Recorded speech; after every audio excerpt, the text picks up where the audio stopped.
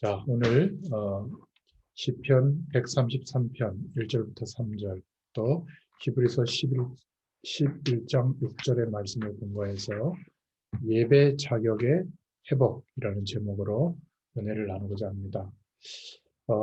지난 시간에도 말씀을 나눴는데 예수님께서 예배하기 전에 먼저 할 것 세 가지를 말씀해 주셨죠. 마태복음 5장에 보면 예배하기 이전에 먼저 화목하고 와서 예배해라 이런 말씀이 있었고, 또 너희는 먼저 그의 나라와 의를 구하라 이런 말씀이 있었습니다.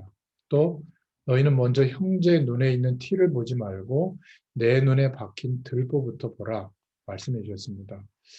이것을 우리의 현실하고 좀 적용해 보면 우리가 교회의 축복을 누릴 때 또는 현장에서 말씀 운동하거나 또는 중요한 응답들을 우리가 좀 이렇게 증거할 때 제일 중요한 것이 어, 좀 이런 눈이 이제는 있어야 될 것 같아요. 예전에는 우리만 복음을 가졌고 저 사람들은 복음이 없다 이런 시각을 좀 많이 가졌는데, 그래서 복음 있는 교회로 와라 또는 내 말이 내가 알고 있는 이 복음만이 에, 정상이다, 정답이다 이렇게 좀 말할 때가 있었어요. 물론 이해는 하죠. 워낙 이렇게 형식적으로 신앙생활 하다가 복음에 대한 막 충격과 감격이 오다 보니까 그것에 대해서 막 강조를 하다 보니까 다른 것에 대한 불필요한 것들 이런 것들을 이제 하지 않도록 집중하도록 하기 위해서 그렇게 이제 마음의 중심을 가졌었던 적이 있는데, 이제는 이렇게 좀 생각해 봐야 됩니다. 우리가 복음 운동할 때 혹시 이 주변에 교회가 없는가, 그 교회에서 혹시 좀 어떻게 생각할까, 뭐 두려워하는 건 아니지만 또 주변에 다락방하는 교회가 없나, 말씀 전하는 교회가 없나, 또 노회라는 게 있잖아요. 그리고 뭔가 이렇게 교회와 하나님의 사람들에게 하나님의 계획이 있고 축복이 있기 때문에 우리 자신에게 또 응답 주신 우리들에게 하나님의 계획을 주시고 인도하실 때도 함께 할 수 있는 중심을 좀 갖는 것이 좋습니다. 그게 바로 예배 전에 가져야 될 자세를 적용한 거예요. 일할 때도 마찬가지죠.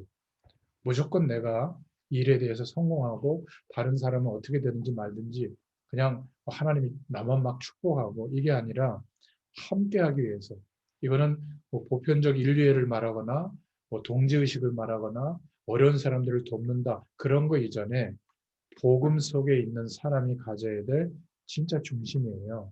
왜냐하면 우리는 매일 또 매주 모이는 예배당에서 예배자의 축복을 가지고 하나님이 은혜 주시는 예배의 축복을 누리고요.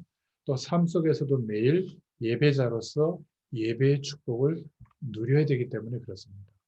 그래서 예수님이 뭐 형제하고 다툰 거 사과하고 와라, 하나님께만 기도해라, 또 형제 눈에 있는 잘못 따지지 말고 네 잘못도 생각해라 이렇게 단편적인 말씀만 준 게 아니라 우리 자신을 복음에 비춰보라는 거죠.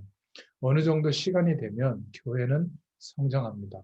그러면 교회가 성장하고 성도들의 숫자가 많아지면 범하기 쉬운 실수가 나타나기 시작하는데, 그게 뭐냐면 교회의 중요한 사업들을 결정하고 방향을 결정해서 그 길로 가게 하기 위해서 좀 강조를 하다 보면 복음보다 위에 형성된 기준과 원칙을 갖게 돼요. 그래서 그대로 따르면 좋은 성도고 안 따르면 안 좋은 성도고 이렇게 차별을 두게 됩니다. 이때부터 하나님은 걱정하시게 되어 있어요.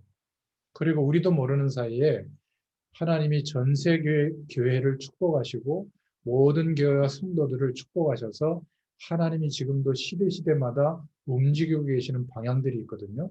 이게 이제 안 보이고 내가 속한 집단, 공동체의 목표만 옳다라고 하는 굉장히 이기적인 신앙이 될 가능성이 많이 있습니다. 아무리 옳은 것이라도 결국 함께 할 수 없는 이미지라면, 함께 할 수 없는 결과라면 하나님의 뜻이 굉장히 아닐 수가 있습니다. 그래서 우리가 항상 내가 받은 축복과 은혜와 감격도 우리 주변을 좀 돌아보면서 함께 할 수 있는 중심으로 좀 더 나아가야 될 줄로 믿습니다. 그래서 예배자의 자격은 구원받은 자에게 허락하시는데 예배 이전에 우리가 함께 예배할 수 있는 그 축복을 좀 생각하고 중심을 해보겠으면 좋겠습니다. 그래서 예배의 내용도 사도행전 1장 1절부터 14절에 예수님이 제자들을 부르시고 주셨던 그 미션, 하나님 나라의 일을 말씀하십니다.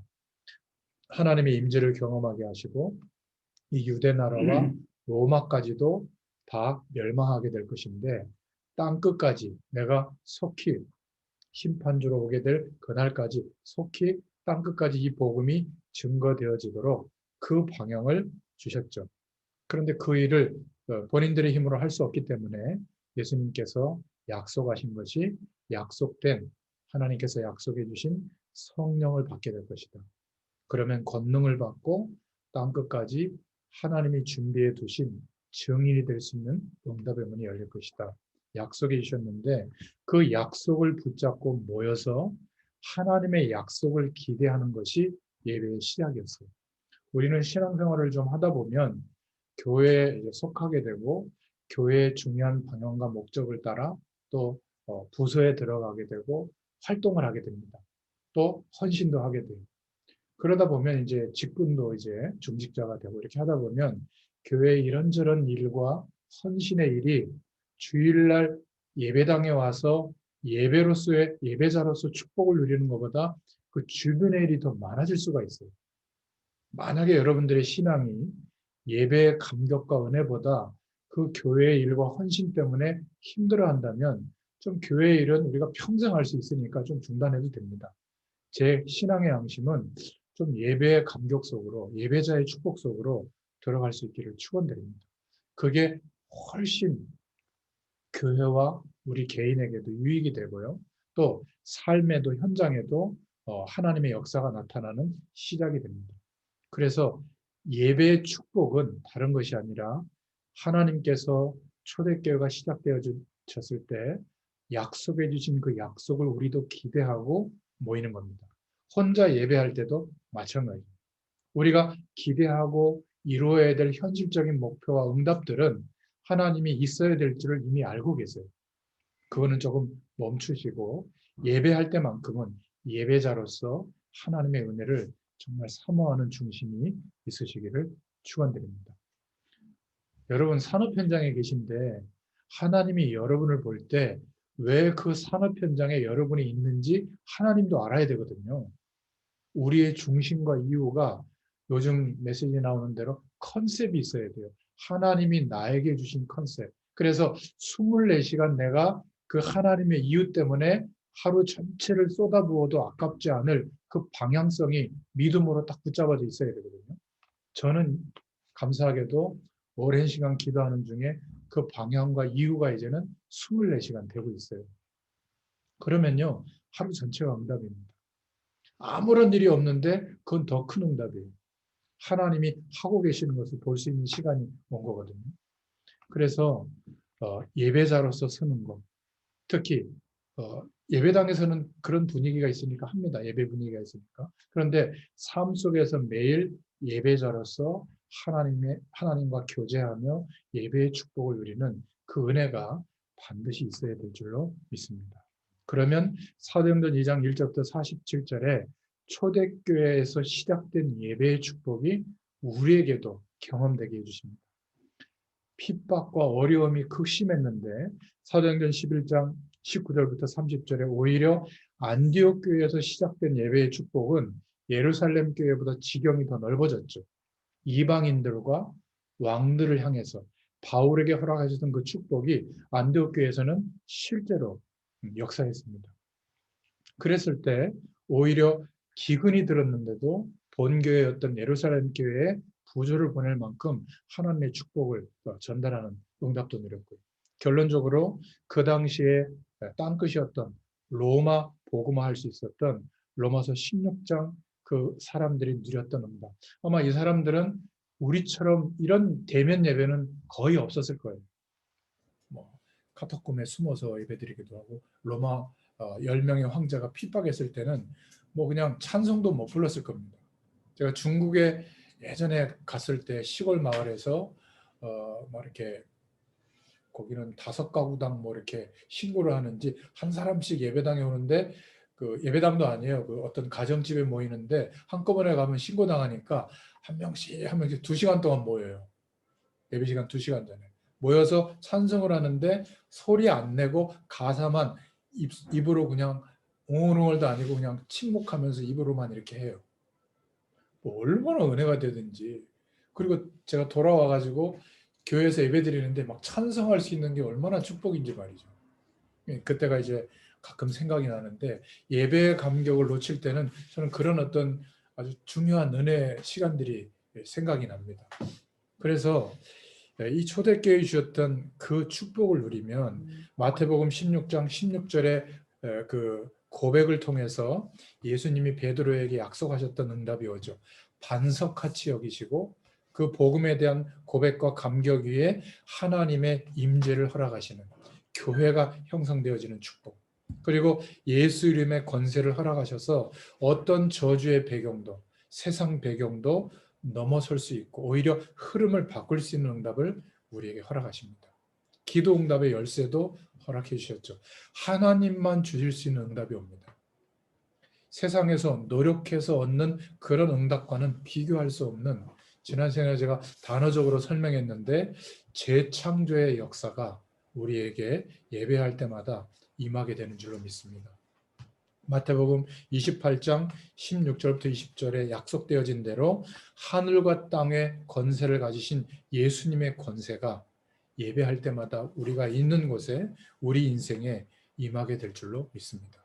그러면 어떤 심령의 상태로 바뀌냐면 지금 여전히 우리는 한계 속에 있고 답답함 속에 있고 앞으로 이루어야 될 일도 많은데 그거는 생각나지도 않을 만큼 가장 완벽한 안식과 평안이 옵니다. 하나님만 주실 수 있거든요. 그래서 더 나은 삶을 살기 위해서 노력하는 목표가 아니라 그 안식과 축복을 누리면서 현실을 보게 됩니다. 그리고 어떨 때는 견뎌야 될 때가 있거든요. 그때는 감사함으로 하나님 주신 힘으로 견디기도 하고 어떨 때는 하나님이 문을 여실 때는 생을 걸어야 될 때가 있어요. 다른 사람은 이해할 수 없는 생을 거는 열심이 우리에게도 필요합니다. 어느 순간에는. 그러나 성령께서 역사하시는 그 은혜 속에서 진행되기 때문에 아무리 열심히 살아도 지치지 않게 됩니다. 그리고 성공이라고 하는 기회가 우리에게 와도 그것은 다 주님이 허락하는 것이기 때문에 그것 때문에 자만하거나 내가 가난한 심령으로 주님을 바라보는 이 영적 상태가 흔들리지 않아요. 하나님은 그런 산업 현장의 증인으로 세우시려고 우리를 부르신 줄로 믿습니다. 여기에 동의가 되고 가장 중요한 예배 중심이 회복될 때 하나님은 준비해 놓으셨던 당신의 일들을 시작하십니다. 하나님이 열심으로 일하시는 것이 우리가 노력하는 100년보다 훨씬 빠릅니다. 저는 그것을 알고 있거든요. 그래서 이 응답을 개인이 누리고 우리 삶의 현장에서도 이제 보여지니까 전달하고 또 교회 속에서도 이 축복을 누리는 예배의 내용, 이 은혜가 있기를 축원드립니다. 매일 좀 기도 속에서 발견하고 현장에서 확인하고 그러면 내가 증인이 되려고 막 이렇게 나서는 게 아니라 증인으로 하나님이 세우십니다. 그때는 당당하게 하나님의 살아계심을 나타내시면 돼요. 자, 그런데 우리는 이렇게 예배를 드릴 수 있는데 이 예배자로 회복되는 자격은 아무에게나 주어지지 않습니다. 교회 안에서도 보면 예배당에 와 있는데 예배의 축복을 못 누리는 분들이 많이 있는 것 같아요. 그 중에 대표적인 사람이 아직 구원 못 받은 사람은 돌과 나무를 보고 절은할 수는 있어도 예배의 축복은 못 누립니다. 이게 너무 안타까운 거예요. 그런데 저와 여러분은 에베소서 1장 3절부터 7절에 보면 창세 전에 구원 주시기로 예정돼 있었다. 작정돼 있었다. 얼마나 감사합니까? 지금 우리가 태어나고 죽는 것도 하나님의 손에 있고 구원의 축복을 누리게 된 것도 은혜죠. 다른 훌륭한 사람도 많은데 이렇게 모자란 나를 먼저 구원해 주신 것도 정말 물음표예요. 결국 답은 뭐죠? 내가 아무리 잘해도 나라고 하는 것을 내세우지 못할 만큼 연약하기 때문에 내 주변에 있는 사람들보다 먼저 나를 구원해 주신 것 같아요. 제가 발견한 고백입니다. 또 로마서 5장 8절에 보면 우리가 태어나기도 전에 우리가 죄와 한 몸이 되어서 살고 있을 때 그리스도께서 십자가를 지심으로 죽으심으로 우리의 죄에 대한 문제를 영원히 해결하셨다. 바울은 그렇게 고백했습니다. 그래서 예수 그리스도를 믿게 된 우리에게 허락하신 이 구원은 아무도 빼앗아갈 수 없는 줄로 믿습니다. 이 감격이 있는 사람은 예배자의 축복을 하나님께서 허락하셔서 예배자로 서게 해주실 줄로 믿습니다. 두 번째로는 얼마나 이 구원의 은혜가 감사합니까? 예수 그리스도의 올바른 신앙을 고백하는 자가 예배할 수 있는 자격이 있는 줄로 믿습니다. 예수님과 함께 죽었던 나의 옛사람을 고백하는 것. 해방되죠. 그때부터. 세상에 대해서, 사람에 대해서, 나의 과거의 모든 삶에 대해서 해방될 때 죽어야만 생명으로 역사하는 축복을 누릴 수가 있는데 아직도 그거를 붙들고 와서 연장하고 있는 겁니다. 우리가 예배할 때만큼은 예수님과 함께 죽고 예수님과 함께 거듭난 존재로 여겨주시는 하나님의 인정하심을 믿어야 될 줄로 믿습니다. 그러면요, 어제까지 아닌데 오늘 이 시간 하나님은 성령으로 역사해 주세요. 그 역사해 주시는 은혜의 질량이 믿음의 선진들하고 똑같은 분량으로 역사해 주십니다. 그런데 율법으로 사로잡혀 있는 분들은 아직 죄가 너무 많고 행한 행실이 너무 하나님 앞에 죄스러우니까 나는 요만큼밖에 은혜를 안 주실 거야. 아닙니다. 오늘 그리스도의 축복을 붙잡고 하나님 바라보잖아요. 하나님은 전적으로 함께 하시는 역사를 허락해 주십니다. 그래서 우리는 어제까지 은혜로 사는 게 아니에요. 오늘 새 날은 새 은혜를 입어야 그 힘과 능력으로 오늘이 응답이 되는 겁니다. 그러니까 오늘 일과 시간을 사는 게 내 하루의 본론이 아니라 하나님과 교제하는 시간이 본론이고요. 그 본론의 응답으로 오늘 일과 시간은 사라지는 거예요. 견디게 해주시고 또 도전하게 해주시고 하나님의 역사를 보게 해주시는 겁니다. 그 사람은 올바른 감사와 신앙 고백을 하나님께 올려드릴 수가 있죠. 그 위에 나의 교회를 세울 것이다. 음보의 권세가 너를 이기지 못할 것이다. 천국 열쇠를 너에게 주겠다. 이런 예배자로서 누리는 축복을 누리게 될 줄로 믿습니다. 그래서 구원받은 사람 가운데도 믿음 가진 자가 제대로 예배할 수 있죠. 오늘 히브리서 11장 6절은 하나님은 우리가 자기를 찾는 자에게 상 주시는 이임을 믿어야 한다. 이렇게 말하고 있고요. 반드시 우리가 기도하면 어떤 응답이요? 육신적인 응답도 포함되어져 있는데 더 중요한 것은 하나님만 주실 수 있는 재창조의 능력으로 역사하시는 우리가 정말 만들어낼 수 없는 그 응답을 날마다 허락해 주십니다. 이것을 믿는 예배자. 그래서 믿음이 없이는 하나님을 기쁘시게 하지 못한다. 하나님께 나아가는 자는 반드시 그가 계신 것과 그가 상 주시는 이임을 믿어야 한다. 그래서 히브리서 10장까지 바로 이 내용을 강조하고 있는 겁니다. 천사를 통해서도 하나님은 시공간을 초월하는 역사를 일으키시죠. 그런데 그것보다 더 훌륭한 그리스도를 우리에게 주신 줄로 믿습니다. 그게 히브리서 전체에 고백하는 내용이죠. 대제사장보다 더 큰 영원한 대제사장을 우리에게 주신 줄로 믿습니다. 선지자보다 더 큰 선지자를 우리에게 주셨고 모든 왕보다 더 뛰어난 왕을 우리에게 허락해 주셨습니다. 그 증거가 바로 히브리서 11장의 믿음을 가지고 승리했던 믿음의 영웅들의 증거가 나오고 있는 것이죠. 믿음 가진 자가 세상을 살리게 됩니다. 세상의 정보와 세상의 조건을 많이 가진 자가 하나님의 심부름을 하는 게 아니더라고요. 저는 예전에 100% 동의가 안 됐습니다. 그래도 경제력이 있고 조직력이 있고 사회적 지위가 있고 많은 사람들 움직일 수 있는 힘과 내용이 있어야 된다고 생각했는데 저는 지금 생각이 바뀌었어요. 믿음의 사람들이 교회를 세웁니다. 제가 지금까지 현장에서 말씀 심부름하고 왔지만 대단한 사람도 몇 분 만나봤는데 그분들이 전도자를 세우는 걸 못 봤어요. 오히려 참 내가 도와드리고 싶다 하는 마음이 있는데 그분들이 전도자를 돕고 신학생들을 돕고 선교사님들을 돕더라고요.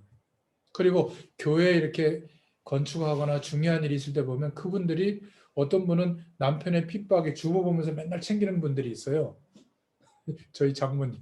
그래가지고 무명으로 항상 헌금을 하셨대요. 지금도 중요한 헌금은 무명으로 합니다. 신경 쓰시니까. 그런 연약한 분들이 하나님의 은혜로 작은 그 물질을 드렸는데 하나님은 역사해 주시는 거예요. 저희 교회도 보면요. 참 궁금해요. 어떻게 하나님 이렇게 하실까? 대단한 분들 없거든요. 그냥 참 연약한 분들이 합심해서 하나님의 일을 감당하는 겁니다. 그러니까 우리 노회 전체 목회자 숫자보다 저희 교회 목회자 숫자가 이제는 많아지기 시작했어요. 그 사례비를 다 감당하는 겁니다. 참 한 명도 목사님이 일부러 재정 문제 때문에 자른 적이 없어요. 이렇게 얘기합니다. 사례비를 못 줄 때는 하나님이 이번 달에 안 주신다. 우리 만나 먹자. 어떨 때는 4달, 3달, 4, 5년 동안 계속 밀려서 살아갈 때도 있거든요. 저희 교육자들도 덤덤하게 그냥 그런가 보다 하고 그냥 사모님들이 고생하죠. 근데 그러다 보니까 진짜 하나님이 주신다는 믿음이 생긴 겁니다. 저는 이게 굉장한 훈련이라고 생각하거든요. 한 명도 안 죽었어요. 한 명도 굶지 않았어요. 저희 교육자들 다 차 타고 삽니다. 길거리에 나 앉은 사람 없고요. 다 집에서 살고 있고요. 애들 학교 등록금 없어서 못 간 애들 없더라고요. 뭐 그렇게 살아야 된다가 아니라 무엇을 훈련시키시죠? 저는 우리 교육자들, 중직자들부터 특히 전도의 마음을 품고 있는 사람들부터 하나님이 이 훈련시키시는 것 같아요. 전부 우리의 삶의 모든 것은 하늘 배경으로부터 허락되어진다. 이거 믿으라는 겁니다. 그 믿음이 통과되잖아요. 그때부터 굳이 어렵게 하실 이유가 없어요. 하나님 역사하십니다. 여러분들 중에 세계복음화 놓고 기도하셨다면 하나님 포기하지 않으십니다. 세계복음화 할 믿음을 주실 거예요. 저도 이 기도를 잘못해가지고 너무 오랫동안 기도하는 제목을 하나님 주셔가지고 30년 동안 기도하는데 이제 조금 믿어집니다. 처음부터 겁 없이 막 밑도 끝도 없이 막 세계복음화 놓고 기도했거든요. 어떻게 해야 되는지도 몰랐어요. 근데 이제는 구체적으로 하나님이 알려주시고 어떤 믿음의 분량이 되어야 되는지도 알려주셨어요. 저는 아직 한참 멀었습니다. 그러나 하나님이 하신다고 이제 믿게 된 겁니다. 그 은혜가 제가 말씀 심부름하는 여러분들에게도 하나님이 전달되게 하실 줄로 믿습니다. 자, 그러면 네 번째로 성령의 역사를 믿는 자가 예배자로 서게 되는 겁니다. 성령을 받은 자. 왜죠? 요한복음 4장 24절에 하나님은 영이시기 때문에. 고린도전서 3장 16절에 저와 여러분에게 하나님께서는 성령으로 구별되도록 인쳐 주셨기 때문에. 그리고 고린도전서 12장 3절에 우리가 예수님을 그리스도로 고백한 게 우연인 것 같아도 불가능한 일이에요. 성령이 아니고는 그리스도를 주라 시인할 수가 없다. 말씀이 말하고 있는 겁니다. 그 많은 조건을 가지고 그렇게 오랫동안 하나님을 찾았는데 전에 얘기했던 그 어떤 회장님은 그 많은 재산을 가지고 그 많은 능력 있고 그렇게 하나님을 찾았는데 성경을 저보다도 많이 읽었던 것 같아요. 얘기 들어보니까. 근데 하나님이 역사하시는 게 안 믿어진다는 겁니다. 저같이 모자란 사람은 그냥 믿어지거든요. 이게요. 보통 은혜가 아닙니다. 그리스도를 주라 시인한다는 거. 우리는 그냥 한 것 같지만 성령이 아니고는 이렇게 믿어지는 은혜가 없는 겁니다. 그냥 망해야 되고 낙심해야 되고 그냥 세상 가운데 그냥 에이 될 대로 되라 이렇게 살아야 되는데 우리는 하나님 바라보면서 고민하잖아요. 성령의 역사가 아니고는 이렇게 될 수가 없다니까요. 하나님께서 붙들어 주시고 인도하셔서 가능한 일이에요. 이게 예배할 수 있는 사람의 자격입니다. 우리가 부족해서도 아니고 하나님은 정말 알고 계십니다. 우리의 중심을 하나님께 드리세요. 80년 동안 드렸던 모세 얼마나 고민이 많았겠습니까?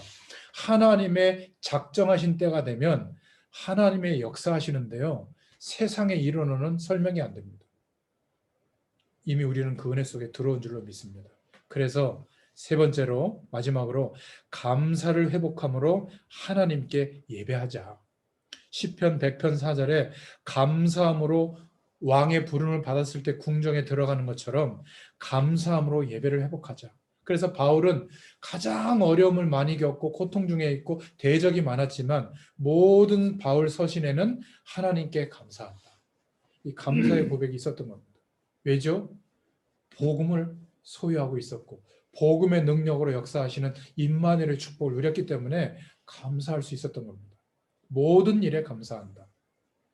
이놈의 가정, 이놈의 집구석, 이놈의 기업체, 이놈의 교회, 이거는요 감사를 잃어버린 사람들의 언어입니다. 아무리 어렵더라도 목회자가 혹시 실수하거나 교회가 조금 분쟁 가운데 있다면 정말 복음의 사람은 어떻게 하죠? 기도합니다. 정말 위기입니다. 정말 문제입니다. 하나님께서 목사님에게 역사해 주시고 하나님께서 교회에 역사해 달라고 복음의 사람들은 기도하거든요. 저희 교회는 감사한 게 저를 포함해서 어려움이 있을 때마다 보이지 않게 복음의 중심을 가지고 기도하는 사람들이 많아요. 그래서 교회가 흔들림 없는 겁니다. 제가 목사님을 한 29년 이렇게 옆에서 보면 목사님의 동기, 부족함, 연약함 다 압니다. 목사님도 우리 부교육자들이나 성도들을 보면 아시지만 거꾸로 우리도 알아요. 그런데 하나님의 예배의 축복을 회복하고 누리는 사람은 흔들리지 않습니다. 오히려 기도하고요. 결정적 순간에는 교회를 세우는데 또 목사님이 또 하나님의 인도를 받도록 돕는 그 입장에 딱 서게 됩니다. 우리는 그런 믿음의 결정을 할 수 있기를 축원드립니다. 모든 예배에 감사하는 고백이 회복될 수 있기를 축원드립니다. 오래 신앙생활했는데 하나님이 주시는 하나님만 줄 수 있는 응답을 못 받는 분들을 이렇게 보면 특징이 감사가 자꾸 소멸이 되는 거예요. 내게 하나님의 그 재창조의 능력으로 회복되어진 그 감사가 자꾸 없어진다면 아, 내가 영적으로 조금 문제가 있기 시작하구나 눈치채면 됩니다. 빨리 하나님께로 나아가시고 그리스도의 약속을 붙잡고 기도를 회복할 수 있기를 바랍니다. 그러면 인간의 행위 가운데 가장 소중한 행위인 예배가 회복되어져요. 그 은혜 때문에 하루는 그냥 감사로 마감이 됩니다. 그래서 우리는 결혼식을 해도 예배를 하고 장례식을 해도 예배를 하고 아이가 태어나서 생일 축하할 때도 예배를 하죠. 우리가 이렇게 모여서 은혜를 나누는 것도 예배의 중심으로 드리는 겁니다. 하나님의 백성이 함께 모여서 예배당에 모여서 공예배를 드릴 때 굉장히 중요한 축복이 임하는 겁니다. 또 우리의 삶 속에서 예수 그리스도의 이름을 붙잡고 예배할 때 나의 인생 모든 것을 하나님께 드리는 가장 소중한 시간을 가질 때 하나님의 모든 것으로 나의 인생에 역사하시기 시작하는 거예요. 무거운 짐을 십자가 앞에 내려놓고 옛 사람이 겪어야 됐던 모든 고통은 주님께 맡겨드리고 이제는 생명으로 역사하시는 그 은혜를 기대하면서 하나님을 바라보는 시간, 나의 가장 소중한 기도를 드리고 또 찬양의 고백을 드리고 나의 모든 달란트와 시간과 또 감사의 예물을 하나님께 드리는 그 시간이 예배인 줄로 믿습니다. 이 예배를 우리에게 허락해 주셨어요. 예배자의 자격이 회복된 줄로 믿습니다. 그래서 한 주 동안에도 아마 예배 드릴 수 있는 시간, 이유, 현장이 많이 있을 겁니다. 그 속에서 하나님이 우리에게만 허락해 주신 예배자의 자격을 확신하고 또 그 예배의 축복을 누리시는 한 주간 되시기를 축원드립니다. 기도하겠습니다. 하나님 참 감사합니다. 하나님을 모르는 사람들은 전혀 이해할 수 없는 예배자의 자격을 허락해 주셔서 예수 그리스도의 이름으로 모이는 곳마다 또 그 이름을 의지하여 주님을 바라보는 현장마다 임마누엘로 함께 하시는 하나님의 교회의 축복이 임하시는 줄로 믿습니다. 정말 그 은혜를 경험하게 해주시고 우리의 심령이 항상 주님을 향할 수 있는 중심으로 회복되게 해주심을 감사합니다. 한 주일 동안에도 이 충만한 예배자로서 서는 하나님의 은혜가 있게 하여 주옵소서. 예수님의 이름으로 감사하며 기도드렸습니다. 아멘. 감사합니다.